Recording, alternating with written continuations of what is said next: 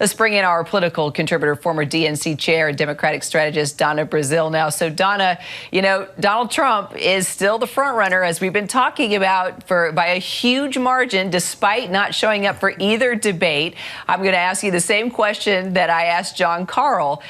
What do you think? How much does this really matter? And can anything be said on that stage tonight that can steal votes away from Donald Trump?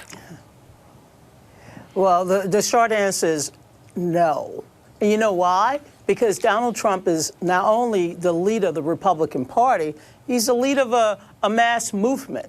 One would call it a populist movement, an angry movement. But he is the leader. And as long as he's leading not just the party, because he's able to go into states, his supporters, of course, and change the rules to ensure that he has an advantage in the delegate selection process. So it's very important that the 6 or 7 remaining candidates on the stage tonight try to make up some ground. Try to, convince those voters, not just who are beholden to Donald Trump, but perhaps those who are not so tightly aligned with the MAGA movement. Convince those voters that they have a plan, they have a vision, and they're willing to talk about it. I think they need to spend the bulk of their time focusing on the future, not looking backwards, because every time you look in the rearview mirror, you get in an accident and you run into Donald Trump.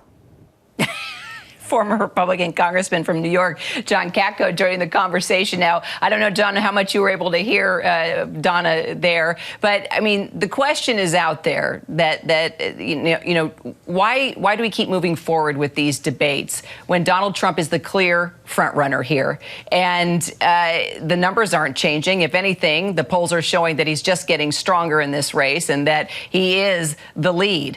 Do you see the Dems having any chance, or fellow Republicans, at just chipping away at the armor in any way, shape, or form within these debates? Well, first of all, Kira, I heard Donna, and I always love hearing from Donna. But my feeling about tonight is really the old saying, it's getting late early. By that, I mean, I think this is the beginning of the end for many of these candidates. And if someone doesn't emerge and have a very strong and definitive showing tonight, I'm not sure it's going to move the needle much. So you got to look at some of the folks that are ascendant here, like Nikki Haley, who seems to be on the rise.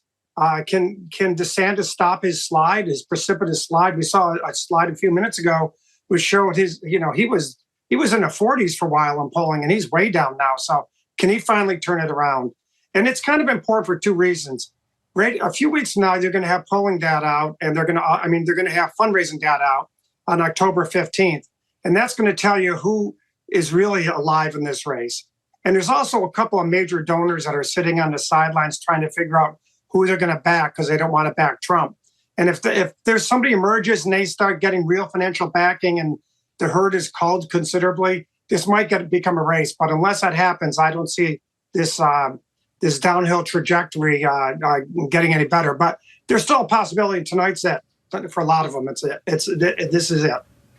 And Donna, when just talking about the Democrats, the latest ABC News Washington Post poll, it's pretty brutal for President Biden. His approval rating is way underwater, and he actually trails Trump in this head-to-head matchup pretty considerably here.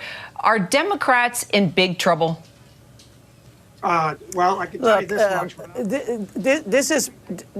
This has been a big year in politics, not as big as next year and not as big as last year. But here's what we all know. Democrats have won in places that we typically don't win. We flipped a seat in New Hampshire. We won the Jacksonville mayoral race. We did well in a special election in Virginia early this year. We did very well in a ballot measure in Ohio and did very well in Wisconsin. So while Joe Biden's numbers are pretty much similar to what Bill Clinton numbers with his reelect, Ronald Reagan with his reelect, and Barack Obama with his reelect, I think the Biden campaign has really come up with the right formula. And that is they need to go back and knock on those doors and get those voters who came out in 2020, get them interested, get them excited, and inspire them.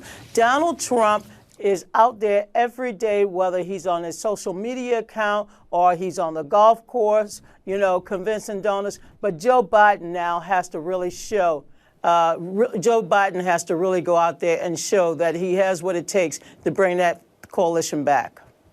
Donna Brazile, John Katko, appreciate it. Thanks so much. I know we'll be talking a lot probably tomorrow. Thank you.